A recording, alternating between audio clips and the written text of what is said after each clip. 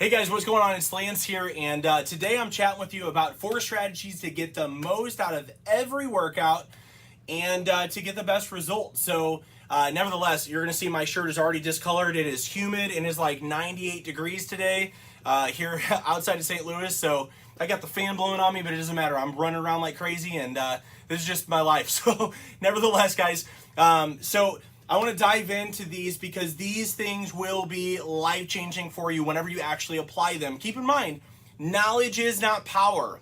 Knowledge plus application is power.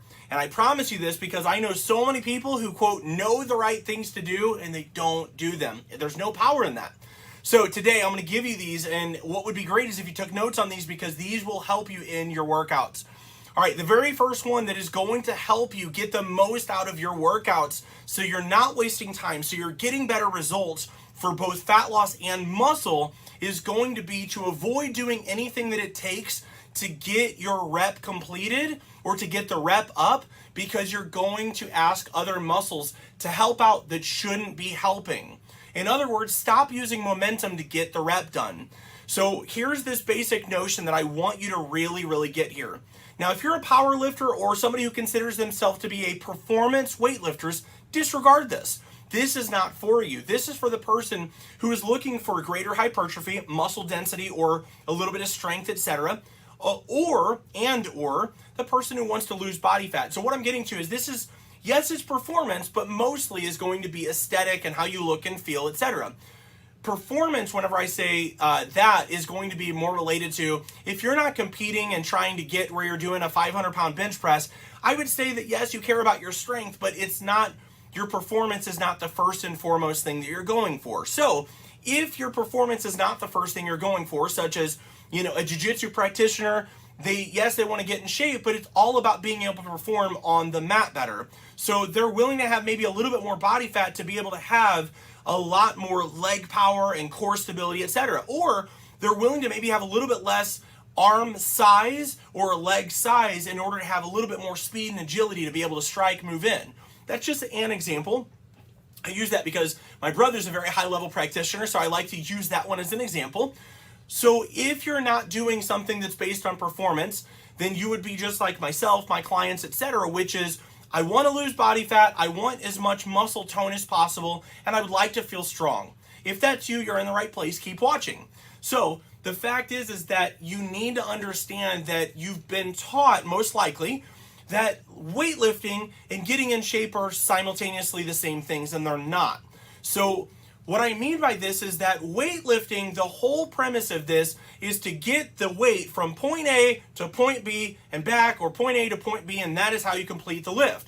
What that means is that if you use your legs, your toes, your back, you're pushing this thing up, you're moving, tweaking, contorting to get it up, as long as you don't violate the rules of the contest to get that done, and I don't mean to make fun, I'm just saying like the contest, meaning that if you're in a contest of weightlifting, of powerlifting, those are all contests. Even if you're not doing it, performing in a sense where you're going to be judged, you're still going to be following the rules of what those powerlifters are doing, meaning your butt will stay on the bench when you're doing a bench press. You can arch your back, but the shoulders have to stay on. That's what I mean by the rules. So the point is, for that individual, the rules, as long as they follow keeping the butt down, keeping the shoulders down, they can use their neck, their eyelashes if they need to get this thing and to move it and to grind and push up until they got it. What they didn't try and do is to focus on using the bench press specifically to focus on the pectoral or the triceps or the deltoids, what have you. They're using any muscle to make that lift successful from point A to point B. If you're still lifting like this and yet you're not getting the results that you want, this is why. The other thing is that it's going to cause you to recruit other big muscles that shouldn't be helping. Meaning that if you're using your glutes to get up the bench press, how much do you think that your pecs are working? Not going to be enough to actually make the dent that you want to transform your chest to make it look like you want it to. Maybe we can use a different one. We can talk about squats or something like that. For example, let's talk about deadlifts, in fact. So deadlifts would be one where people, you'll see them, pulling and jerking, doing everything they can to pull this down. Or you see people where they grab it, they stand, drop it, stand, drop it, stand, drop it. they're not recruiting muscle fibers in the same way. They're using momentum, they're using burst and power to do this, which is okay if you're in the performance field. But if you're not, what you're doing is you are recruiting something that is an outside force of muscle, which is momentum. Momentum is going to ease or simplify or reduce the load of the muscles that you're trying to work. So that's the first thing. Get it out of your head that you're trying to just get this rep done any way possible, and it's going to start helping you to focus on perfect form. Now, as a rule, what I tell people is, when you're pushing, I want you to get every rep that you can, because there is something to be said for the progressive overload principle. But we don't want to just start using momentum and torquing our body every which way just to get the weight up. What happens is your central nervous system is going to be blasted, but your pecs might be totally fine. You might get done and not even be sore because you used your whole body, including your neck and your ears, to make this weight happen. But yet you didn't, the weight meaning the press or the squat, whatever, but you did not effectively exhaust the muscle you were trying to. And when you don't do that, you're not going to recruit enough muscle fibers to tell the brain to send what's called IGF-1 to cause it to grow. So there it is. That's the easiest one. So as a recap, avoid momentum. Number 2, avoid using all the other muscles to help you to complete the rep, because you're going to use crappy form just to do it. All right, moving on. Number 2, this is, pay attention on this one, contract antagonist muscles. I'll explain this. Contract antagonist muscles for better engagement of agonist muscles. What does that mean? Okay. All right, this one's really good. What this means is if I'm working the biceps, okay, you actually want to be flexing the triceps on the way down. I know that sounds crazy, but the harder I flex, so let me tell you this. The muscle that I'm working is going to be called the agonist muscle. The muscle that is adjacent to it or that's opposite, for example, your quads might be the agonist muscle on a squat, so your hamstrings are the antagonist muscle. The antagonist muscle are the ones that contract when that one's not contracted.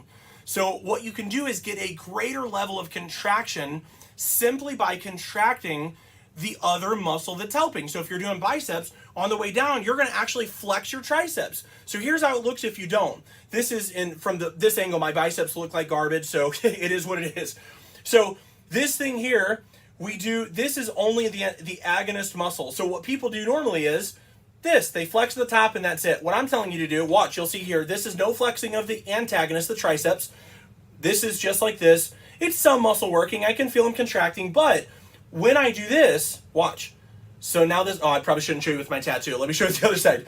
So this is how it would normally look. So I'm curling like this, only flexing at the top. But then if I contract, now look, now this is contracted. As I pull, I'm flexing. This is tighter now. Now as I come back down, what it's doing is this muscle is stabilizing this one, allowing me to contract tighter and work these muscles much harder. So second little tip, contract the muscle that is helping, meaning that if you're working the biceps, the triceps. If you're working the quads, it'll be the hamstrings. Whatever that is, that'll help. If you're working the pecs, it'll be the back. And I will do a video on this another time because it's so epic. But what it'll look like is if you're doing bench press, you want to actually contract like you're doing rows. So you pull your back like this and you're pushing forward and it exposes the chest to make it actually work harder without working the deltoids and these other things. Guys, these are killer techniques to use, so don't treat these lightly. All right, the second one that I'm going to piggyback off of that one, actually I'll get to this in a minute because I want to make sure I get through this one. All right guys, the other one is going to be time under tension. Time under tension is going to be your tempo. There are multiple facets of time under tension, but today we're only going to be talking about tempo. We've talked about momentum. Momentum is an outside force of muscle, but what tempo should we be going at? Well, if you're going fast or if you're going quickly when you're curling or squatting or whatever, that tempo is too fast. What I would start with is to, as a general rule, what I like to tell clients is to be able to control a 1 second up, which is called concentric. Like your squat, that's the part that's hardest, where you're pushing the weight away, you're curling, you're squatting. That's called the concentric or the positive. The next part is going to be what's known as the eccentric. That is the negative part. This is the part that most people fail at. They kind of fail at a lot of them, but there's static or stasis, eccentric, and then there is concentric. all three of these phases should be worked to full capacity to help you get the most out of your muscle, okay? But what happens is people go too fast, and what looks like is you get a curl and then it pulls you down. Or you get the guy in the gym. Everybody knows this guy. Comment below if you've seen this. If you don't know the guy, you might be the guy. But it's this. Like this. And it's bouncing off the chest. And guys, that's not a workout. What that is an injury that you're watching in the future happening. You're just not seeing it yet. Don't do that. So the time under tension, what we would say is as a good tempo would be at least a half second, but closer to 1 second. So that it'll look like this. 1 Mississippi, 1 Mississippi, 1 Mississippi, 1 Mississippi. That's a little on the fast side just for the sake of the video, but what it is, you're going to control, and you're going to cause those muscles to actually be controlling the resistance instead of it controlling you. That'll reduce injuries, it'll recruit more muscle fibers, and it's going to induce what's called EPOC. We're not going to talk about that. We're going to talk about the afterburn effect, which is another name for it. And that means that your metabolism is going to be higher because you're actually utilizing muscle with a greater intensity. When this happens, it does cause a greater facet of your metabolism, meaning that even after the workout, your metabolism will cause you to burn more calories than you normally do for up to 30 hours after the workout. That's an amazing thing. That means more fat loss for doing the right things and getting more muscle and preventing injury. Sign me up. Let's do it. Very last one I'm going to give you guys. Shorten your rest times and make your workout more of an interval style for a much higher afterburn effect, again, like we talked about for fat loss and more muscle. So again, what this means is that if you're controlling the resistance, you're doing good, you're not swinging things around. For example, if you do a bicep curl, rather than taking 30 to 60 seconds to rest, it's a small muscle. Yes, the muscle needs to be rested, but your whole body doesn't. So this is a cool thing. Take this, instead of taking a 60-second rest, you're going to do biceps and then you're going to go on to another thing. Let's say that it's triceps or let's say it's chest, it doesn't matter. But what happens is this is called an active rest. You're resting the biceps so that you can do this again in a second, but your body, for all intents and purposes, is not resting. You're actually still burning calories, meaning that you're going to get a lot more done in a shorter time, but your biceps still get the rest. Guys, science, isn't this awesome? Very last thing that I want to give you guys related to the contraction. This is a bonus one. This is number 5. This is what's called the lifting with intention. And what this is that if I'm doing a bench press and I'm utilizing the pec, which just so you know, that is what the bench press is for. I don't usually do barbell bench presses. I use machines, I use cables, I use stuff like that. I hate barbells. I don't like them. I'll do a video on that at another time, but that's totally irrelevant for today. The point is that this one, what we want you to do is to actually contract or we'll say flex.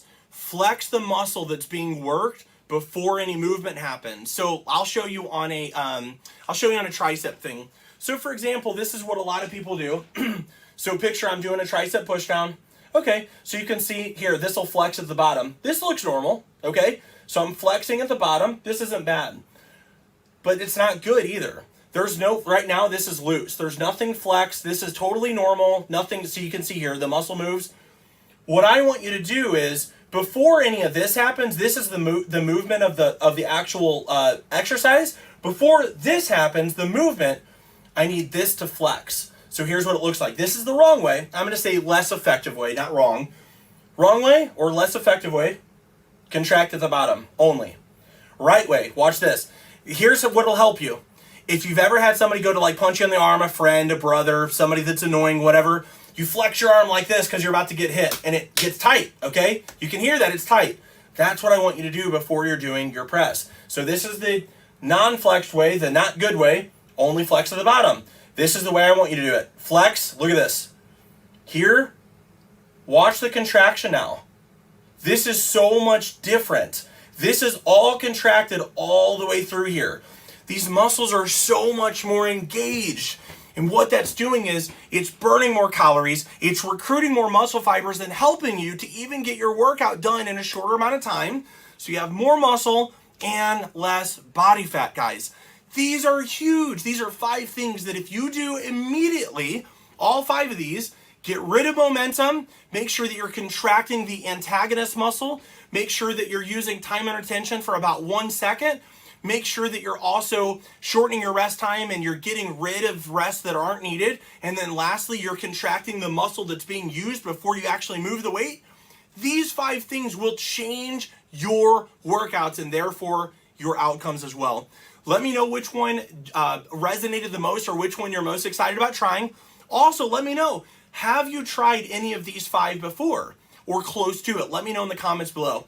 Thanks so much, guys. Also, let me know, I have a 7-day, it's called a Muffin Top Melter workout. If you're interested in that, it's normally $97. If you're interested, comment down below and it's going to be completely free for you if you want that. But you got to comment, I want that 7-day program, or I want the Muffin Top Melter. Just let me know in the comments below that you want it and we'll be able to send it to you and you'll get it completely for free. Thanks so much, guys.